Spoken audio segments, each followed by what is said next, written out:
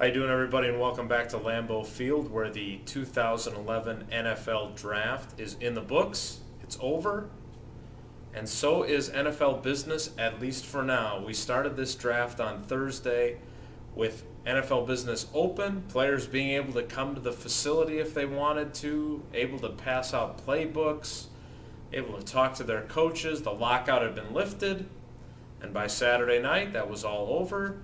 The stay had been granted by the Eighth Circuit Court of Appeals, and we're back into a holding pattern, and no football is going on. The Packers add 10 new draftees to their team. Who knows when they'll actually get their hands on them, but they make the first-round pick of Derek Sherrod on day one.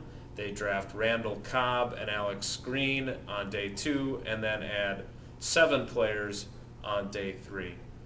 6 offensive players, 4 defensive players go in the entirety of the draft for the Packers. Ted Thompson makes 3 trades, but only ends up netting 1 additional pick. He had gone in with 9 picks and ends up with 10. A couple of highlights for me. Certainly listening to DJ Williams. You guys know how I feel about a good story. He is a phenomenal story, and we will bring that to you in the days and weeks ahead. I really wanted to write a longer piece than just a short update of his tale off of his conference call with us, but an impressive guy who has overcome quite a bit to make it to the NFL, and one of those guys that it sure doesn't sound like you should bet against him having success. That said, he is a tight end, and the Packers have tight ends aplenty, having drafted 2 of them in this draft, both he and Ryan Taylor. When you look at that group, that was a pretty impressive group in training camp last year. They had 5 tight ends that were of NFL quality. The Packers cut Donald Lee in March, but they still have Jermichael Finley, who's coming off of his injury.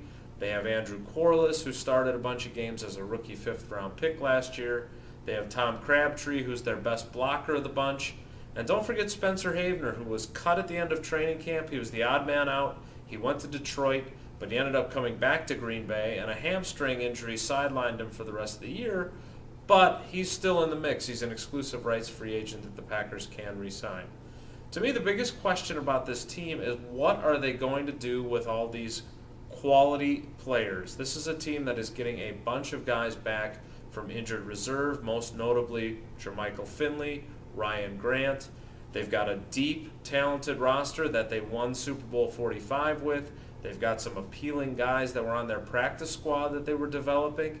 Now they've got 10 draft picks that are going to challenge for roster spots, and some pretty good players in this group. Certainly their top 3 picks are going to have some measure of impact, even though they may play positions where it doesn't appear they would play right away. We know in Sherrod's case that last year we didn't think Brian Bulaga was going to be pressed into service, and he was, so Sherrod will have to be ready to play. Randall Cobb is certainly going to get an opportunity to be the Packers' return guy. That was one very glaring area of need going into this draft. He should be able to contribute there. How much he plays at wide receiver remains to be seen. Mike McCarthy also addressing the idea of Cobb, a former quarterback, perhaps doing some wildcat work. The Packers have never done that under Mike McCarthy, but he was a little bit coy about the whole idea, but it sounds like it's something that at least is rattling around in his brain in terms of adding it to the playbook now that he has a player who's capable of doing it.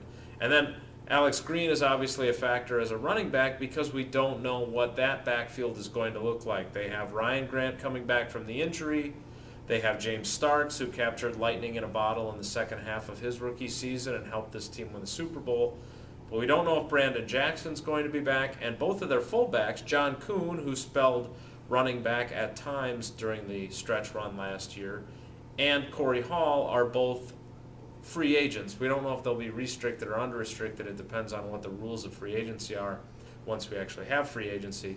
But there's an opportunity there for Alex Green to contribute depending upon what happens with Brandon Jackson, who's also a free agent but also may be just restricted and could be back. So I hope you'll check out all of our coverage on ESPNMilwaukee.com and ESPNMadison.com. Hopefully you'll tune in to Green and Gold Today all week as we'll talk about these players. We'll have some of the players hopefully as guests throughout the week, and I'll be writing stories throughout the week, catching you up on a little more of the behind the scenes of each of these players so you can get a feel for them.